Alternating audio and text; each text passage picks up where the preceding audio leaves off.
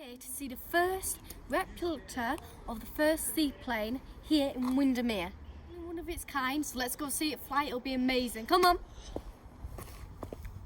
This has been a 13-year project to make an exact copy of the Waterbird. Apart from its modern engine, it recreates the detail from the original in 1911. The replica has been constructed from wood, bamboo and wires, the same materials as was used in the original. 55-foot-long aircraft has a wingspan of 40 foot and weighs just 1,000 pounds. It is powered by a Rotec 2800 radial engine. We had the pleasure of not only seeing it set off and fly, but of seeing it up close. It was just such a pleasure, and when you seen it fly off at the beginning, I mean, your heart skipped a beat thinking, what's going to happen, is it going to be alright? But looking off, everything went brilliantly. It was absolutely brilliant. It did not fault 1 minute or any time. It was absolutely amazing. Here she is, ready for the big takeoff.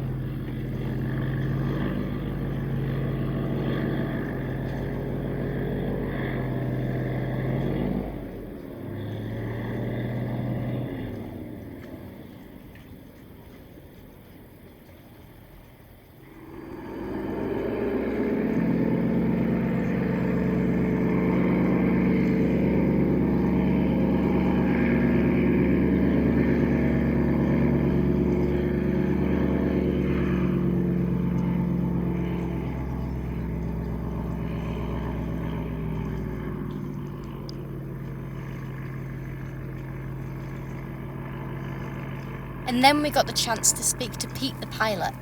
Pete, and you flew the plane, didn't you, Pete? I did, yeah. It was more relaxing today because all the flying we've done so far has been for a purpose, test flying it, so it's been high concentration. Whereas today we were just flying for the sake of flying it, so I could relax a bit more and enjoy the countryside and the beautiful Windermere scenery. Must have been nice just being in that and having that, you know, job. It's a perfect place to do it from, because if you imagine you just did it from the sea or a massive lake, there's nothing to see. But Windermere is just a beautiful setting. Oh yeah, it's stunning, isn't it? It is, absolutely stunning. I mean, it must have been such an honour to be able to go into this such a brilliant masterpiece, really, isn't it? It is. It's absolutely unique, and it's the oldest, as a replica, the oldest float plane there is in the world flying. And to be invited to do it, it's a very lucky thing, isn't it? So what did you do when you were doing it? Do you have any controls or anything? Yeah, we've controls are similar to a modern aeroplane. We've got a stick which goes fore and aft, left and right. We've got rudder pedals, we've got engine control, and that's it. There's nothing more than that. So it's like a simple modern light aeroplane in that sense. The difference is it doesn't have the controls aren't as effective or, if you like, as predictable as modern aeroplanes, which are very safe and very sorted out. This is quite an experimental thing. They were experimenting when they designed it. Must have been a bit nervous doing it. It was the first takeoff, that was in June, but once that went successfully, I enjoyed the rest of it. I mean, I looked great when I was looking at it, seeing you go past. Yeah, it was brilliant. Yeah, it was a perfect condition. As you see, the wind was almost calm. There's really sunny as well. Yeah, perfect. Yeah. Well, thank you very much.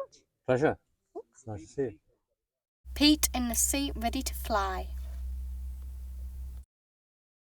Then went on to speak to Ian, who knows all the history about the seaplane. This is Ian. Now, you built the plane, didn't you, Ian? Well, I didn't actually build it, I commissioned it. We had it built by a very experienced builder over in Lincoln, and that was as a land plane.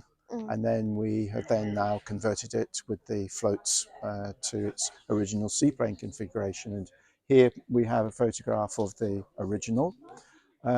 It doesn't perhaps look quite right because you can see that they launch and recover it on rails, so it's actually sitting on a bogie, so it's sitting rather high. But you can also pick up from this photograph just how it is. We've made this exactly like the original. It has a modern engine, but you can see the bamboo poles, The way everything's built out of fabric, the bits that hang down, we call these large ones, we've nicknamed them elephant ears. These wingtip floats, they were originally called sausages.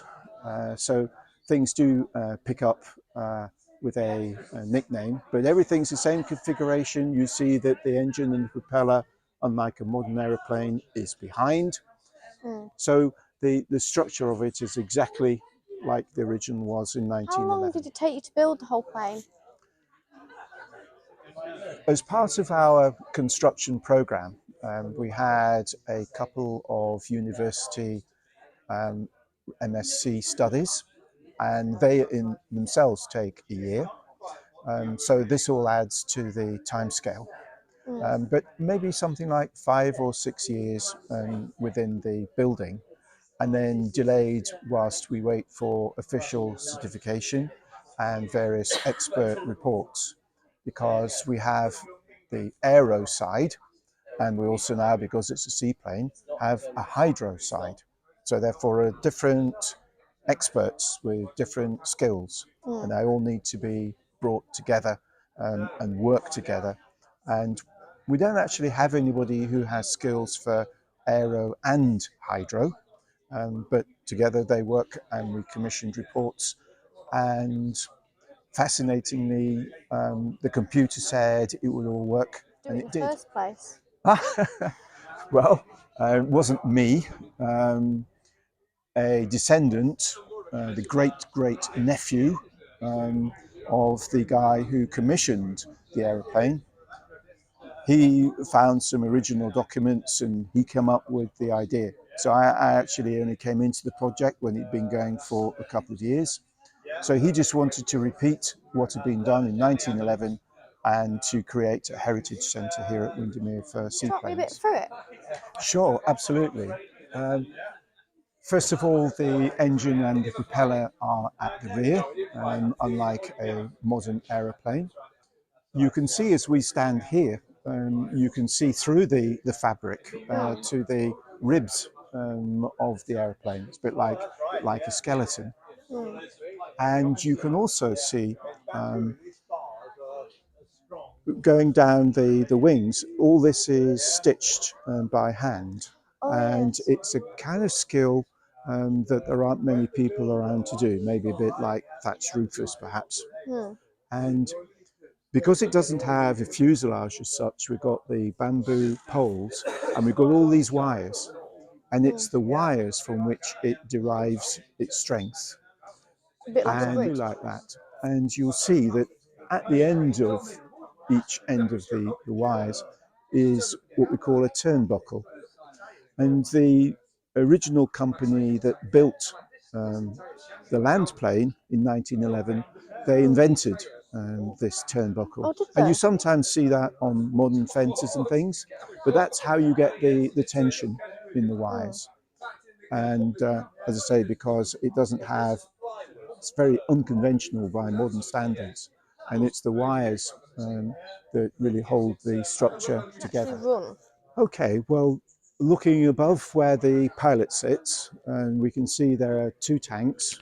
The right hand one, as we're looking at it, is the one that contains the fuel, and the left hand one is the one that contains the oil. And originally in 1911 it ran on castor oil, because that was considered to be the best product at the time. So the engine itself is made in Australia, and it is 110 horsepower, whereas the original one was 50 horsepower. So we have a modern engine, but although we got a modern engine and the modern propeller, the whole rest of the aeroplane is very much authentic and just like the original. So that's an exception, and by having a modern modern engine and a modern propeller in order to comply with current regulations. Because in 1911, of course, they didn't have any regulations. Now, health and safety, we have to tick the boxes and get a certificate to be able to do all this. Here, was that actually found inside a museum? The original central float has survived and has been held in the RAF museum. So this is a replica of the original. The RAF Museum have just decided that a number of items they have in their museum, they would put them out for bid. So we have put in a bid for the original surviving parts, which, as I say, includes the float, includes the canard at the front, and includes the rudder and the tailplane. So all these parts have survived, and we very much hope that we'll be able to get them, because they've been in the museum now for 30 years, a long time. But now we can have them out, and it'd be really very, very special if we could have those as part of the collection, because not only do we have the aeroplane, but we also have documents and everything as well as part of the collection that has been assembled over the years. So much. I've loved seeing it go across the water and seeing it up close. It's been such a privilege. Thank you so much for letting me come. Well, delighted to have had you here, and I wish you all of the best with your media future. Thank you, and wish you best with the plane. Yes, thank you very much.